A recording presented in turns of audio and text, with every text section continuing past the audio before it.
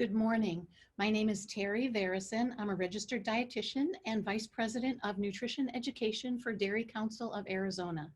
And I have been honored to work for dairy farmers in Arizona for over 25 years. I'm thrilled today to be able to introduce to you Wes Kerr. We're going to be visiting his dairy farm, Kerr Family Dairy, out in Buckeye, Arizona. So with that, let me turn it right over to Wes.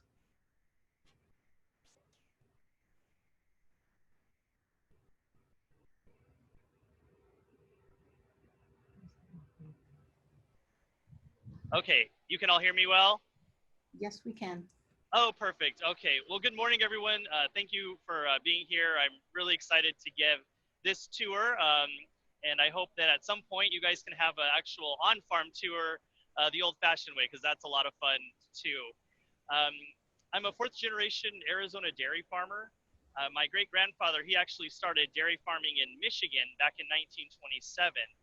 And our family then moved to Arizona in 1940, and then we moved to Buckeye in 1970. And then in 1990, we built the current location where the farm is today. And me and my wife, Lauren, are both fourth generation dairy farmers, and we live right here on the farm with our 3 kids. So it's a lifestyle for us, and we enjoy getting to share with you what we do and why we do the things that we do. So as we go along, please send in questions, and I'll do my very best to answer them. The fans and misters actually just kicked on a couple minutes ago. They're all controlled by a computer system that as soon as it gets warm out, they kick on and start cooling the cows down. Our desert climate is really wonderful because it's so dry. It's a very sanitary environment for our cows. And we can actually measure the quality of milk that we produce here in Arizona because our cows are in this nice, clean, dry climate. And so many specialty cheeses are made from milk from Arizona because of our very good quality. And so part of that has to do with the climate, but then the systems we have in place here with our new facilities that we keep the cows very healthy. We're here in our fresh cow pen, and a fresh cow is a cow that has just had her calf within the last 3 weeks or so. So all of these cows are just starting their lactation cycle. On average, the lactation cycle goes for 305 days. And every cow at the end of their lactation, if they are pregnant, they will go dry for 2 months. And we call that a dry period because basically they are not milked for the last 2 months of their pregnancy. That gives them time for their bodies to recuperate. At the last 2 months of the pregnancy, the baby calf requires more nutrition. And so we give every cow every year a 2-month vacation. And I have to say I'm a little bit jealous of that fact, but all of our cows will make a loop around our farm. And as they move around our farm, according to where they are in their lactation cycle, they're fed a different ration because their nutritional needs change, whether they are pregnant or if they've just calved or if they're somewhere in the middle of their lactation. Their nutritional requirements fluctuate quite a bit, in fact. And so we work with our nutritionists to help formulate a ration to feed them accordingly. On our farm today, we're feeding 4 separate rations. These cows here are on the fresh cow ration, the recently calved cows, the fresh cow.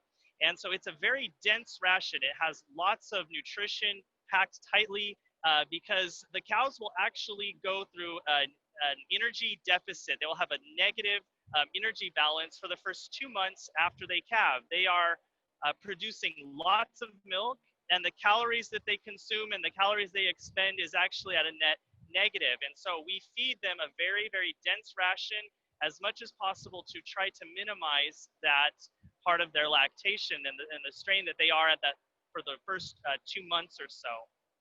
Once they move to mid-lactation, they go into a positive energy balance again, usually between 60 to 100 days after they've had their calf. And that at that point in the lactation, they're actually at their peak milk production. So if you can picture a bell curve starting out at day 1 when the cow has her calf, her milk production starts to shoot up and it hits that top of the bell curve between 80 and 100 days after she's had her calf. And then it slowly tapers down till the dry period continues when she starts her vacation time at about 305 days. And so as they move along, like I said, they graduate to the next ration. We're going to go ahead and do a video of the milking process. And the reason we had to do a video ahead of time is because the connectivity wasn't very good inside our dairy barn. And so what you're going to see is the cows being milked. You will see us spray a disinfectant on the cow. That disinfectant will kill bacteria within about 15 seconds, and it will help to sanitize the udder. And then also part of the process too is we use towels to wipe the udders clean and to remove any debris. So why don't we go ahead and play that video, and then I'll make my way over to our calf barn. Here we are in the milking parlor. Right now we're adding disinfectant to the cow's udders. These cows have already been milked, so the machines have automatically popped off because they have sensed that the cow is done. We put disinfectant on before and after we milk the cows, just to keep them nice and clean as they exit the barn. These cows here are still being milked. On average, it takes about 8 minutes to milk a cow, depending on how much milk she is giving.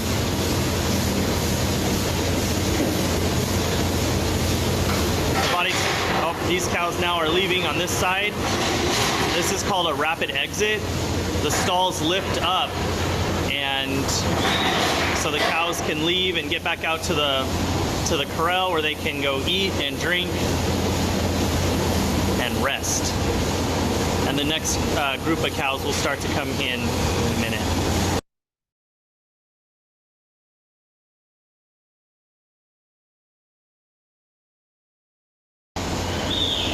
So here's the next group of cows coming in.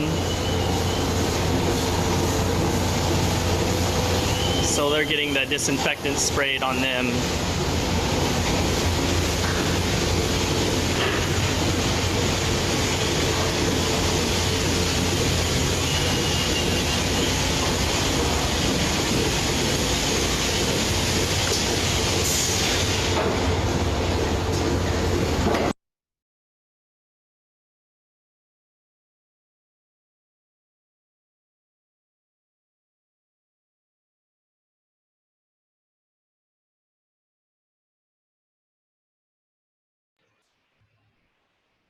Okay, and as we have finished those videos, we will wait for Wes to join us again, and he'll go over the next section of the dairy. Okay, I'm back. So that whole process, I'll just explain it in case we missed part of it. But basically, we put the disinfectant on the cow's udder, then we wipe it clean, then we attach the milking machine. On average, it takes about 8 minutes for the cows to get milked, depending on how much milk they're giving at any point during their lactation. And the machines are all censored, and so they can tell when the cow is done giving milk. They will automatically fall off, and then we, of course, put the disinfectant back on the cows, so as she goes out into the corral, her udder is sanitized, and that's when they go eat and drink and rest. And so it's really important for our cows to rest most of the day. We actually want them to, because they're wasting less energy, and they're actually more productive as long as they're laying down and they're chewing their cud. That's where they regurgitate their food from their stomach, from their rumen, and back up into their mouth again, and they chew their cud. And that is very important for cows to do that.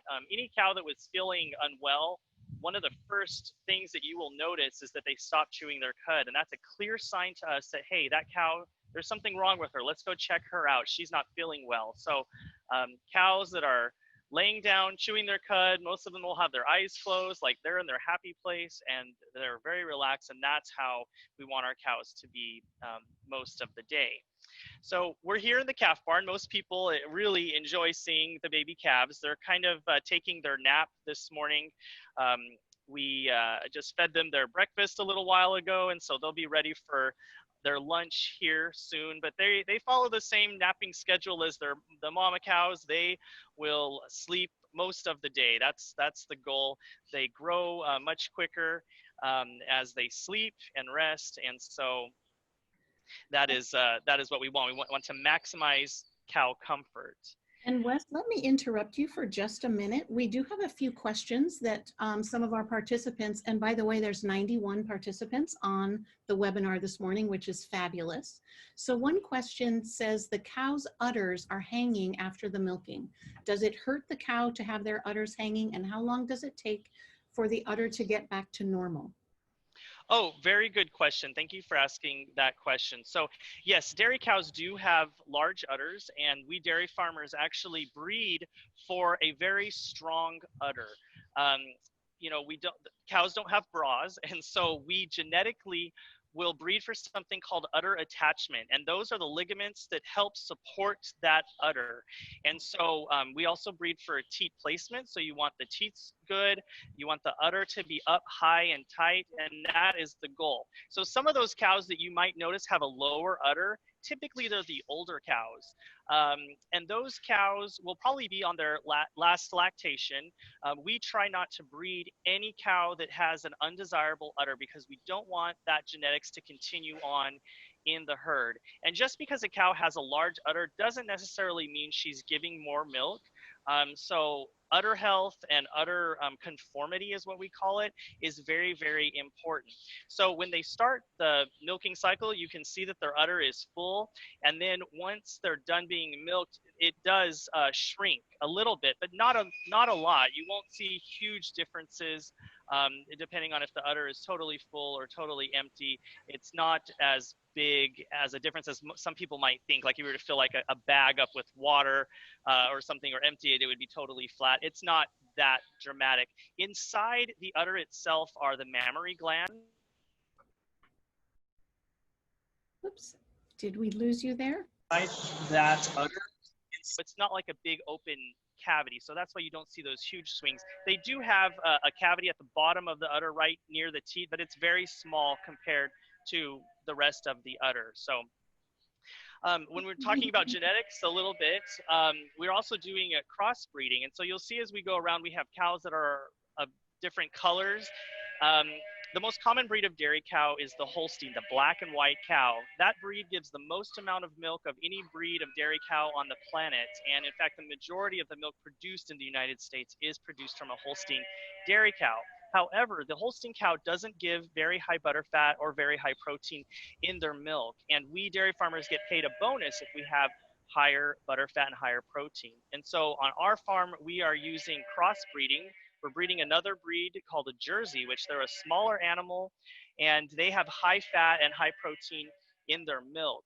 And then we're also doing a three-way cross. So we're adding a third breed called the Brown Swiss, which has a very high protein content of the milk itself. So that's what you'll see as you see the different colors of animals. And I believe, Terry, did you have another question that you wanted me to go over? And is the calf, one of the little calves is mooing? I hope you can hear me over the mooing. Yes, we can definitely hear you. So we have 3 questions related to the calves. And I think as you go through those, you'll go through that calf barn a little bit, you'll answer these. But they are, do the calves suckle from their mothers? How long are the calves with their mama cow? And what happens to the calves, both male and female? So as you go through the calf barn, I'm assuming you'll just answer those questions. Okay, perfect. Yeah, great questions. Thank you for asking them. So yes, on our farm, the cow and the calf are together for the first 24 hours. So for that first 24 hours, the calf does suckle from the mother cow. However, some of the mother cows aren't very motherly and so don't really allow for the calves to nurse well. And it's super critical that baby calves have colostrum within the first 8 hours of birth. So if we notice that a mother cow isn't actually taking care of the calf very well, we will remove that calf earlier to take it to the calf barn and give it the colostrum that it so desperately needs. So just like humans, we also need colostrum, but cows are a little bit different. The immune system that the baby calf gets from its mother is much weaker than in like human babies. We absorb a lot of the immune system as a baby from our moms. and we get a little bit of added help from the colostrum at birth. For cows, it's a lot different. They don't get very much immunity from the mom from inside the uterus. It's very low. So you really have to use good quality colostrum that's very clean, and that's how you transfer the immune system of the mother cow to the baby calf. So we like to remove the calves within 24 hours, because if you let the cow and the calf stay together much longer, they will develop a bond. And when you separate them later, it will be much more stressful for both of them. And so that is why it's very important to do it early, because we do have to separate them at some point. And so we want to minimize stress at all times for both animals. What was the other part of the question? How long do they stay with them? How long do they stay with the mother, which you kind of answered that based on, you know, and whether they get to suckle, and you also answered that question as well. Oh, okay. And then what happens to the male calves? So what happens to the female calves is we keep all of them. We raise them up to become dairy cows. They'll actually stay in our calf barn for 70 days while they get milk and grain and water. After 70 days, they get weaned. I'm going to move down this way so that the mooing calf doesn't interfere with us. After 70 days of age, they get moved over to the weaning pens, which are a larger pen where they get fed hay and grain and no more milk. The bull calves, great question. All of those calves will get raised for beef. So dairy beef is a very important part of the food supply in this country. A lot of, especially ground beef, will come from bull calves, not the calves, it'll come from steers once they're raised up. They're typically about 18 months or so when they reach finishing weight. And so all of the day-old bull calves will end up at feedlots around the state. So they're valuable to us. So we're gonna take any other questions towards the end and have you move on to continue with the cow comfort and the water use and sustainability things that you do on your farm. Yes, absolutely. So all of our water is recycled on our farm. We first use the water to go through our machines that help to cool the milk. So we have a reefer system that keeps the milk very cold. Well, those machines heat up, and so we will use water to run through those machines to help cool those machines down. Then that water is used to wash the underbellies of the cows. Before they go into the barn to get milked, they go through sort of a wash, a cow wash basically, that sprays water up on their underbellies and on their udders to keep them very clean. So that water is nice and warm. And once it goes through the cow wash, the water will go down into a collection basin that we pump it back in through our calf barn. We actually have our calves raised up off the floor. You can see perhaps that they are on this metal that's coated with a special plastic that's made for cow comfort. So all of the feces then drops below that and is washed away with that recycled water. Then at the very end of it here on the farm, we have it go to a manure lagoon, and it will be stored in that manure lagoon until we irrigate our crops. And once we start getting, and that helps fertilize the crop. So it's really a kind of a circle of life. You can kind of picture the crops are feeding the cows, and then the waste from the cows goes back to feed the crops. And so that's part of the sustainable loop. Something also that we do that helps increase sustainability and helps other industries as well is we feed lots of byproducts. One of the byproducts that we're feeding currently are almond hulls. We're right next to California, and California is the world's largest grower of almonds. And so these almond hulls would otherwise go to waste, but instead of having to do that, we can incorporate those almond hulls into the ration of the cow, into the diet of the cow, and she will get to extract the nutrients from those almond hulls. And then, of course, the waste product then goes back into our manure system and is put out onto the fields. So we help the almond industry be more sustainable as well. We can feed lots of byproducts to cows from other industries, just like soy hulls, soy hull pellets. We will feed those to the cows from the soy industry. In citrus growing regions of the country, like in Florida, they feed lots of citrus pulp from the orange juice industry. And all of these products would otherwise go to waste, but we can feed them to the cows. And something interesting that people find is that even around Hershey, Pennsylvania, with all the chocolate, they can feed cull chocolate to cows, and they will convert that into meat and milk. And so this is why it's so important for cows to be able to reuse ingredients that we humans can't consume and turn it into beneficial things. Go ahead, Terry. And we do have a couple videos about the feed and the ration and the almond hulls themselves. So here I'm standing next to some of our hay bales. All of the hay is tested. We actually can set a probe inside the hay, and it cores out a little bit of the hay itself. We send that core sample off to the lab to be tested to see what kind of nutrients are in the feed. The nutrition of the crop fluctuates throughout the year, whether it's growing in the winter or the summer. And so depending on those changes, we have to adjust the ration accordingly to make sure that the cows are achieving the exact nutrition that they need. So every pile of hay that you see, every stack of hay has been tested. All of the piles of silage that you'll see in a little bit have been tested. And so we know exactly what our cows are being fed. It's not like we're guessing. We can tell you exactly this is where the cows are and this is what they need. We can go ahead and go over and see some of the other commodities here in the commodity barn. Why don't you pause it?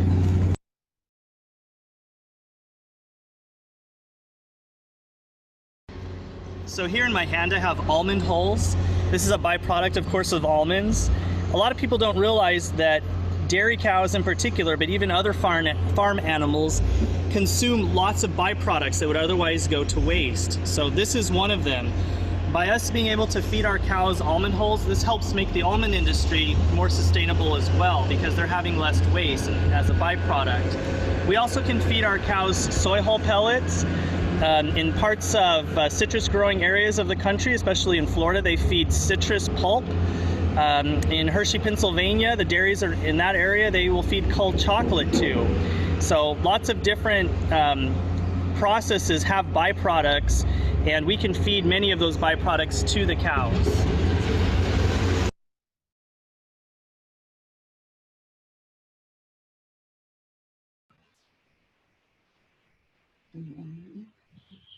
Oh, okay. So we just went through those videos. We do have a couple of other questions. How long are the females used to produce milk or dairy? And at what age are they no longer used to produce dairy? And I think you already answered what happens to them after that. How many pounds of feed does one cow consume in a day? Okay. This one as well, are the mama cows stressed when they no longer have their calf? And you answer that one as well. Okay, good question. So yeah, we'll have to break them up for me because I can't keep them all in my mind. But I'll start off with the first question was, how long does the cow stay in the milking herd? That really does fluctuate on an individual basis. So as long as cows are healthy and productive, and as long as they can get pregnant once a year, they will stay on our herd for a very long time. On average, they have about 4 to 5 productive years on the farm, and then at the end of that, they will go to beef. So all of our cows, my goal on our farm is for them to live a long, healthy life on the farm and then go to beef. And something that's really interesting that people might not realize is that cows actually are on a very different time scale than we humans. It's similar to dogs and cats. They mature very, very quickly. And so a 10-year-old dog is a very old dog. And that's the same time scale for a cow. A cow will actually start to be a productive lactating cow at the age of 2. So we can figure, if we try to convert that to human years, it's probably about a 20-year-old or so. And then depending on how long she stays in the herd, that's the determinant factor. But every cow should have a baby once a year. And as long as that is all going well, they will maintain a long history in our herd. And that is actually a huge goal of ours. We want each cow to live here for a very long time. And One of the other, oh, go ahead. one other question is, how many pounds of feed does one cow consume in a day? Great question. So cows eat a ton of feed. That's why they're so special, is because they can go out and eat all of this feed and pack it into their stomachs, and then spend a couple of hours digesting them and regurgitating it. And so basically, a cow will consume more than 50 pounds of feed per day. And so they eat a lot of calories. And so as we are coming to the close of our tour, there's one question here that maybe you can talk about and then kind of look at the future of your dairy farm. How have you and your family and facility been impacted by the COVID-19 pandemic? And have you had to dump any milk, as we've seen on the news? And then from there, you can talk about the future of what you're looking at in the future. Okay, so we definitely have been impacted by COVID-19. We have less visitors to the farm, as though you guys would probably be out here live today if it wasn't for that. But so we have had that. Whenever the shutdowns and the lockdowns were happening, there was some questions about who would be essential workers, and thankfully agriculture fell under that category of essential workers. And so all of us carried in our vehicles slips that basically said, I'm an agricultural worker, I need to go to work. So on that end, thankfully all of our employees have been able to come to work, and we naturally have everybody spread out around the farm. We're in the calf barn here. Our calf feeder doesn't have to go into the milk barn and mix with the milkers. And the milkers, we just have 2 per shift, and the shifts do not mingle. So we have clean breaks between starting and ending your shift. And then like our feeder, he's in the tractor feeding the cows separately, and our workers out in the fields that are irrigating the crops, they're all separate. So thankfully, naturally out here in the country and in our line of work, we are kind of socially distanced just by the nature of our farm. Thankfully, we personally did not have to dump any milk at this location. However, all of us in our co-op, the United Dairymen of Arizona Co-op, all of us shared in the loss of the milk. So we did end up dumping quite a bit of milk. I think the total ended up being about 2 days of production for the entire co-op. And so whether the milk was dumped at your farm or at your neighbor's farm, all of us shared in the compensation. So all of us lost 2 days worth of milk production. So that was a very difficult thing for all of us to experience. And thankfully, the system now has sort of recalibrated, and we're able to move milk that was intended to the restaurants and send it more through retail, because we did see a very significant shift from the consumption of dairy products in restaurants and move over to the retail grocery store sector. Perfect. And I think the one last question, or actually comment, is where do you sell your milk? And on our website, arizonamilk.org, there is a page that shows local products. So you can see what those local products are and be able to support local Arizona dairy farmers by purchasing those products. And then Wes, did you want to talk about in the future what we may be seeing in the next few months coming to Arizona? Yes, so all of us here in Arizona, all of us dairy farmers are very excited because there's a new plant, a milk processing plant being built here on the west side of town. It's actually going to be fairly close to our farm, but it's called Fairlife. And Fairlife is using a new technology to make products that the consumers are demanding. They use an ultrafiltration membranes to basically separate out the different components of milk. So they can separate out the protein, the calcium, the fat, all of the different parts of milk. The lactose is separated out. They are able to remove about half of the lactose, the sugar in milk, and replace it with that same protein. So you end up getting a product that has high protein, that has low sugar, and then also you can choose what fat level you want. You can get a low fat or a moderate fat level. And so this plant will be up and running very soon. We hope by the end of the year. And so you can look for Fairlife products in the grocery store now. And by the end of the year, hopefully all of those products will be produced here in Arizona. And we are going to be able to be paid a premium for the amount of protein that we have in our milk and the high quality of milk that they want. They're really setting a very high standard. So we need to have a low somatic cell count score. That's one way you can measure the health of milk. We need to have high fat, and we need to make sure that the milk is very, very cold. So currently, our milk has to be below 40 degrees for it to be able to be shipped. Well, once Fairlife comes, they would like us to go to 37 degrees. So we have invested in our cooling system to help cool the milk even further down to maintain low or no bacteria level in the milk to keep it at the highest quality we possibly can. And one other comment is that it takes for the generic milk in your Fry's and Safeway and Bash's and Albertsons grocery stores, it takes less than 2 days or less than 48 hours to get from the dairy farm where Wes is now through the processing plant to be pasteurized and bottled and then to the grocery store. So you can be assured that you're getting the freshest milk possible. And one last question, kind of more of a business side question from an ag teacher. What management record keeping system do you use on your farm? How do you keep track of everything? Very good question. So we use a computer program called Dairy Comp. And so you can see by the name, it's specifically designed for dairy management. And so all of our cows are numbered, have a number. They have an RFID tag that we can scan with a wand. And through that system, I can put anything I need to know about that cow.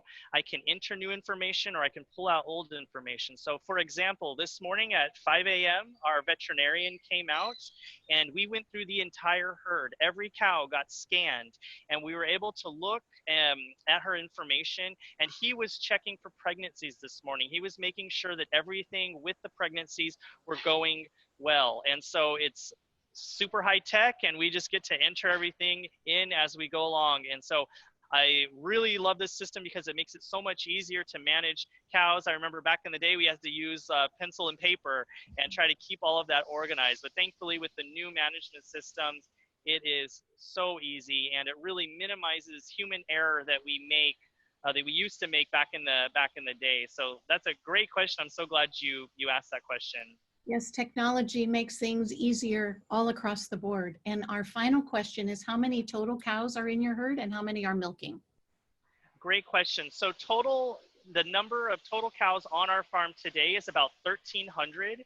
200 of that are our dry cows. They're on their 2-month vacation period. And about 1,100 are currently actively milking. We also have about 900 heifers. That number goes from day-old heifer calves to heifers that are just ready to have their calf and start entering that lactation cycle. So that, like I said, is a 2-year period of time in that cow's life where they're heifers. So that's kind of our total animal counts. Well, thank you so much, Wes, for letting us come to your dairy and showing us all around.